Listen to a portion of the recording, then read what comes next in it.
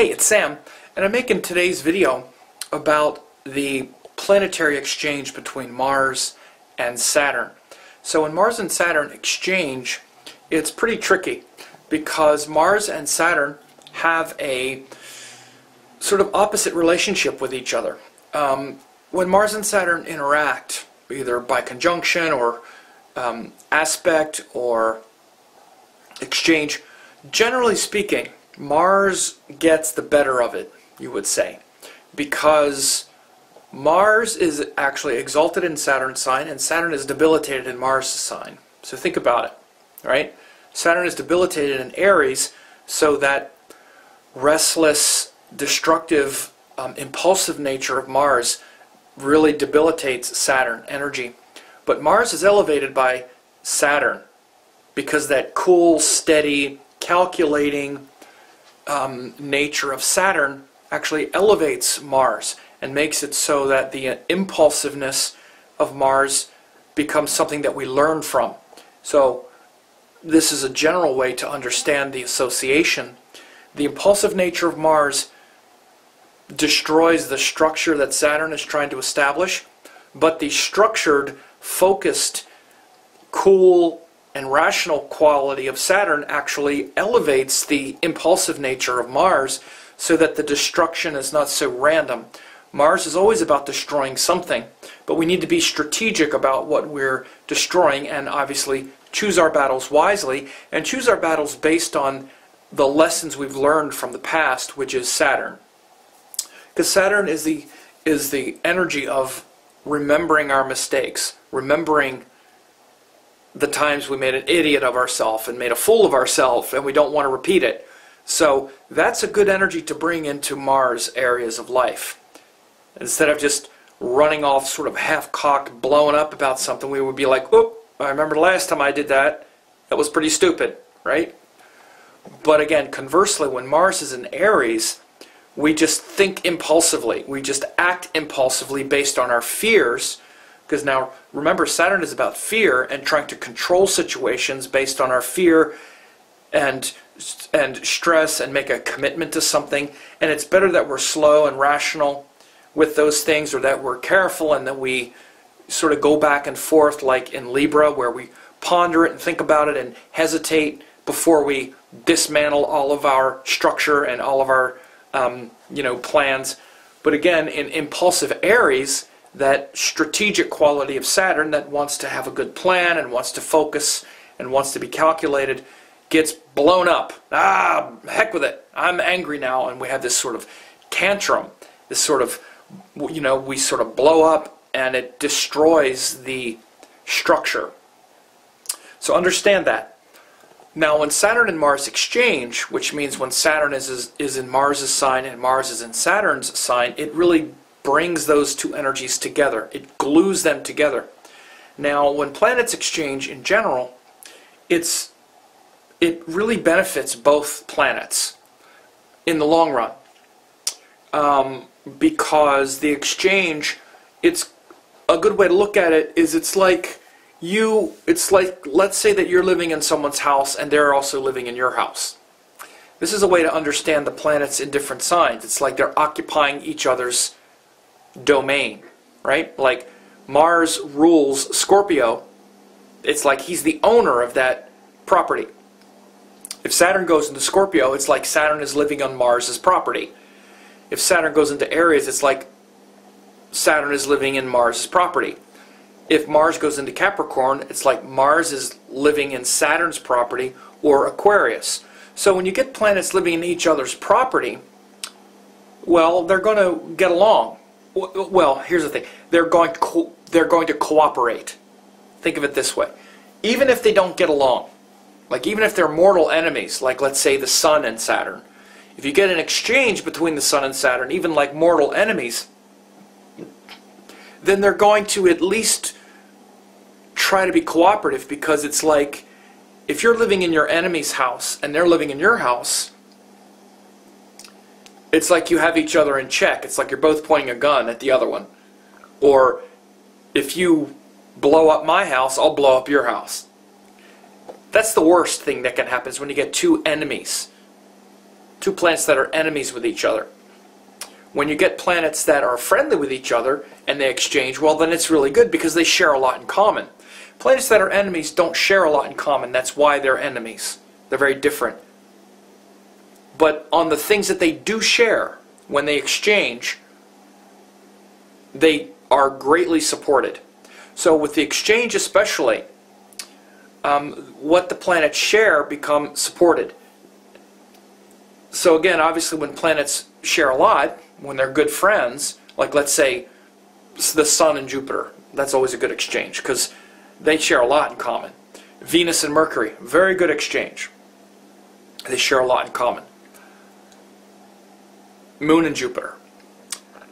So that when they exchange, all that stuff they share gets spread around and elevates the houses that those planets rule. Like let's say if it's in a natal chart, all of those houses that the planets rule come together.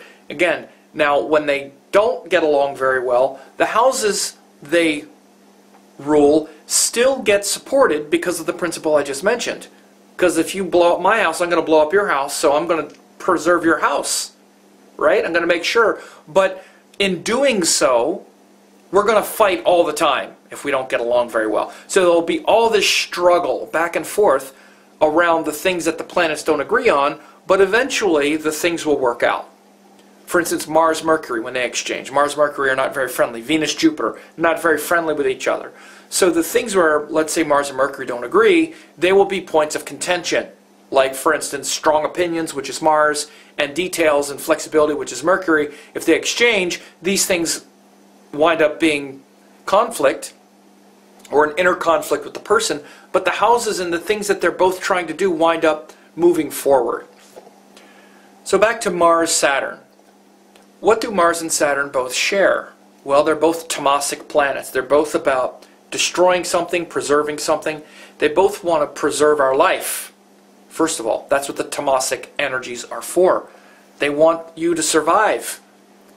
Mars is the fight response to survive. Saturn is the flight response to survive. Sometimes we need to take on battles and take on enemies and fight. Other times we need to avoid and say, that's not a good fight. I shouldn't fight that, I should avoid that. And in the process, when we know when to fight and know what to avoid, the tamasic guna gets advanced, it gets preserved, and we wind up living. And not just living, but actually, becoming stronger. And so that when Mars and Saturn exchange, it's a great time to really advance in our spiritual practices for sure. Because, again, it's not always easy. Like when you see in a natal chart that there's an exchange, or when Saturn and Mars join, it's not often easy because that area of life, like let's say if it's a conjunction, can be difficult. Because you got both of those malefics there really hammering on that area of life. This is why the exchange is so good. Because anytime planets join, actually, they become temporary enemies. This is a rule that people don't understand, but they always interrupt each other a little bit, even if they're friendly. But when they exchange, they're not necessarily interrupting each other. They're, like I said, one in one house, one in the other house, and they need the other one for their own success.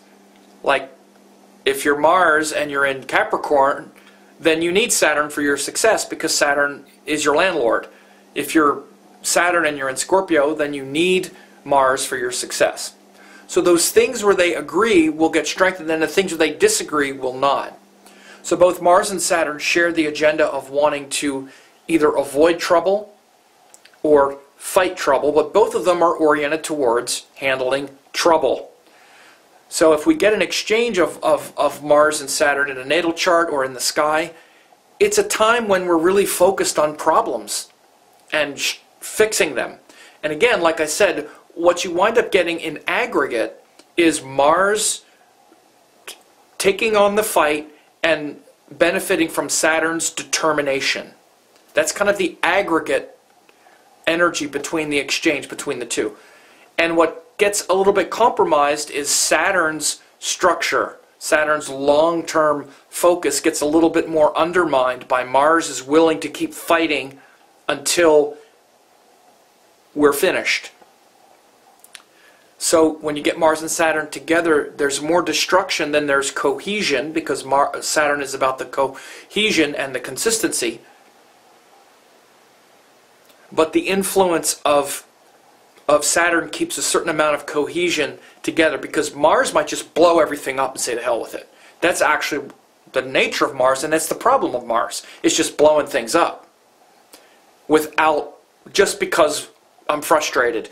Well, I'm frustrated, that's why I blew it up. And this is what we do in our life. Well, I'm frustrated, that's why I blew up at you. You made me mad. Like, that's a good enough reason. And again, when we're stupid and young and immature, that is a good enough reason. But then we destroy enough things in our life by just blowing up because we have no self-control, and we eventually learn the lesson. Again, this is how Mars energy naturally becomes more mature, is by the Saturn theme.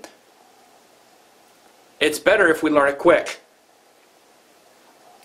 So we can experience those times when Mars and Saturn exchange. They can be times where we're destroying a lot of things in life and in our world. Let's say if it's in the sky while that transit happens. And when the transit happens, it's a long exchange, because Mars will be in Capricorn and then Aquarius. And when Saturn occupies Mars' signs, like when Saturn is either in Aries or Scorpio, there's going to be several months during that 2.5 years of Saturn going through Scorpio or going through Aries, when Mars is going to come back, and Mars is going to be in Capricorn and Aquarius, and during those months they will be exchanging.